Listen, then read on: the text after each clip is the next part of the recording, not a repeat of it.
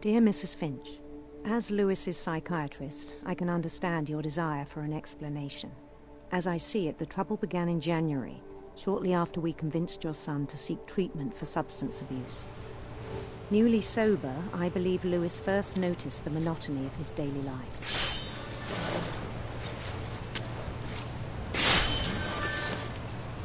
He kept working at the cannery.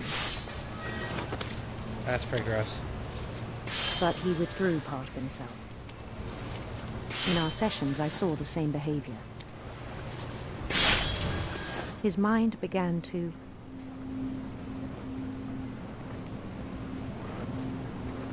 wander.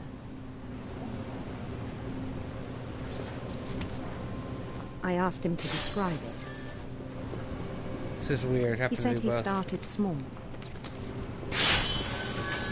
imagining a labyrinth. He'd feel his way about. It's Then hard to do something both. moved. Bats and toads and things that have not names. He knew it was all in his head, but he took it very seriously. I had hoped he'd find himself.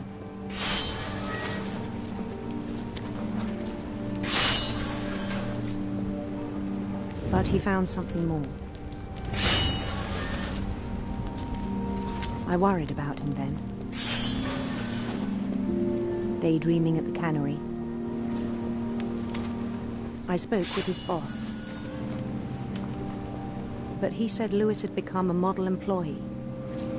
Methodical, tireless, focused. It's hard to do both. Like a whole new Lewis. So I let him go on.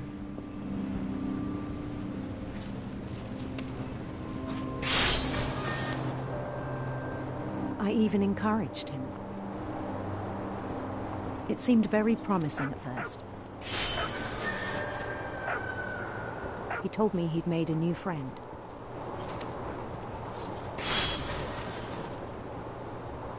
On the edge of a city he named Lewis Topia. He built the city up slowly, brick by brick. Then he made musicians.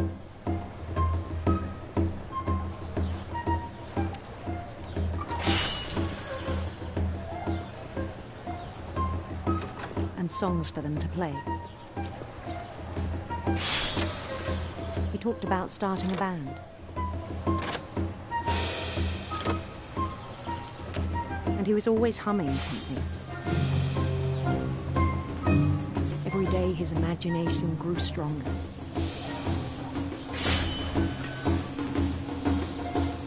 He no longer spoke at the cannery. But his chopping was as reliable as ever. Then one day it struck him that all the cheering crowds, even the stones under his feet, were all in his imagination. So he could do whatever he wished.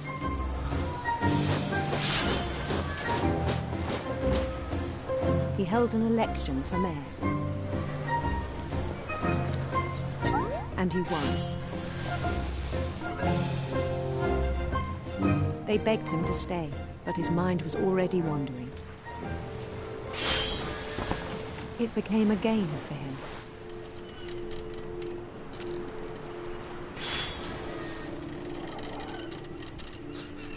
He'd conquer a city, then immediately push on. Not easy to focus on both things at one time.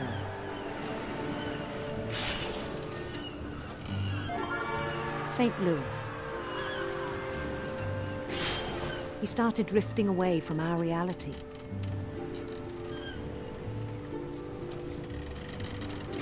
No, don't crash. Minneapolis. Until one day he forgot to go home from the cannery. Even as his mother pleaded with him, part of Lewis kept sailing on.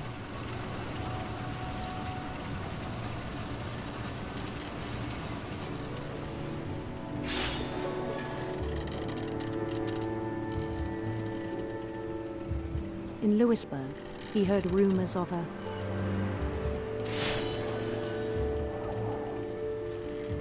handsome queen.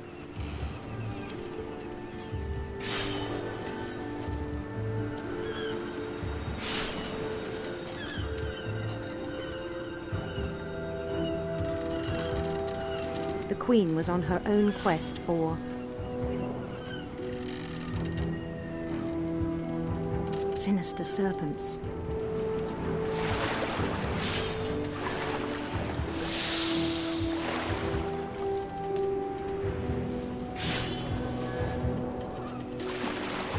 He followed the sound of her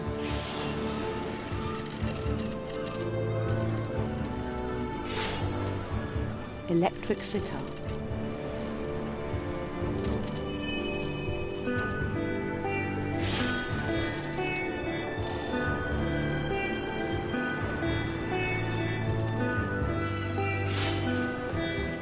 His chase led him to a golden palace east of the sun and west of the moon.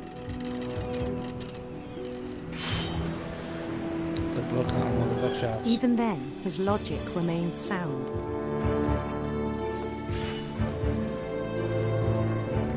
He knew the world was all in his imagination.